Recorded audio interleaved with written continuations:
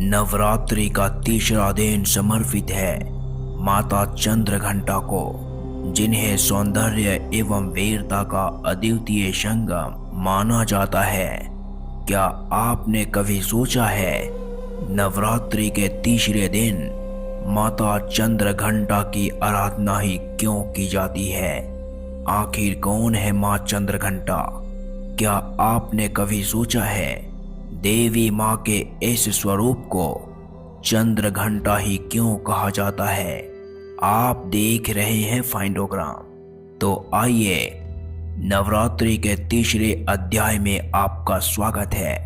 यदि आपने अभी तक लाइक नहीं किया तो जल्दी लाइक करें और कमेंट्स में माँ की महिमा का जय घोष करते हुए जय माता रानी अवश्य लिखें।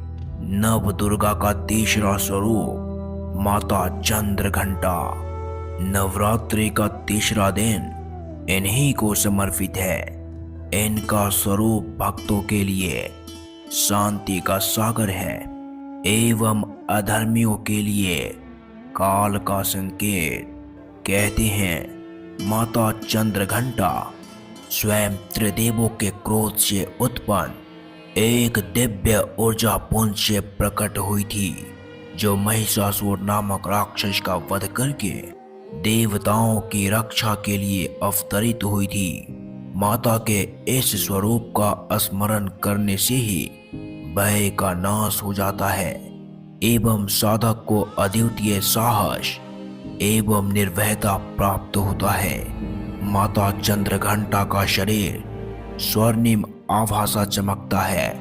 वह सिंह पर सवार रहती है, जो शक्ति एवं पराक्रम का प्रतीक है। माता के 3 नेत्र एवं 10 भुजाएं हैं, जिनमें वे त्रिशूल, गदा, शंख, चक्र, खड्ग, धनुष, बाण जैसे विभिन्न प्रकार के अस्त्रों शस्त्रों को धारण करती है, जो इस बात का प्रमाण है कि माता सदैव भक्तों की रक्षा एवं दुष्टों के विनाश के लिए तैयार रहती है।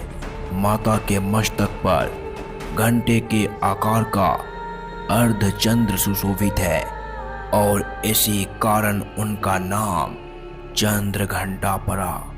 इसके साथ ही उनके माथे पर स्थित तीसरी आंख हमेशा खुली हुई रहती है, जो निरंतर बुराई के विरुद्ध उनकी तत्परता को दर्शाती है। कहते हैं, जब माता पार्वती से विवाह करने महादेव हिमालय पर बारात लेकर पहुंचे, उस समय उनका स्वरूप अत्यंत भयानक था। गले में नागराज वासुकी, शरीर पर भस्म एवं उग्र तपस्वी रूप। महादेव के इस रूप को देखकर मां पार्वती के माता पिता सहित बारातियों के स्वागत करने वाले सभी लोग भयभीत हो गए। तब माता पार्वती ने अपना चंद्रघंटा स्वरूप धारण किया और महादेव के उस उग्र स्वरूप को शांत किया, और इसके बाद स्वयं महादेव एवं माता पार्वती का विवाह संपन्न हुआ। माता का यह स्वरूप संतुलन एवं सौंदर्य का प्रतीक है, जिनकी उपासना से भय का नाश होता है एवं शांति की अनुभूति होती है।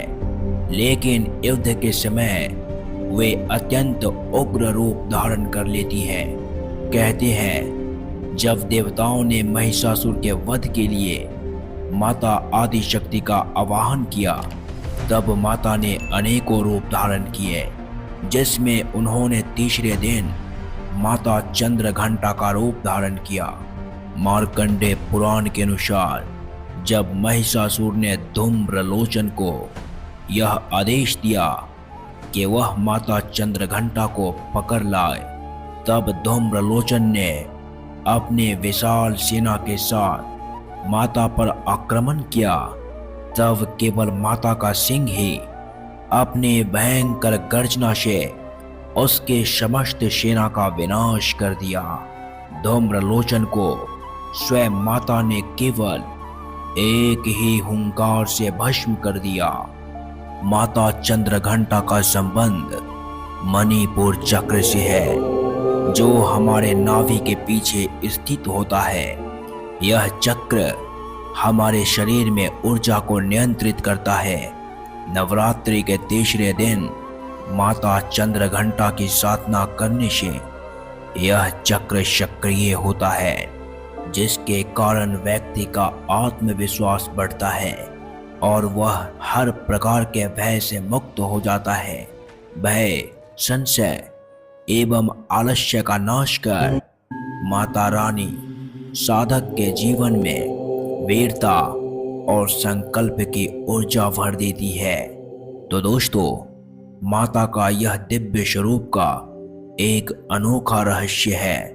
उनके मस्तक पर स्थित अर्धचंद्र हमें यह सिखाता है कि जीवन में शांति व संतुलन बनाए रखना कितना आवश्यक है। उनका यह स्वरूप हमें बताता है कि साधक के जीवन में भय का कोई स्थान नहीं। सच्चे मन से मां को स्मरण करने से हर संकट, हर भय दूर हो जाता है।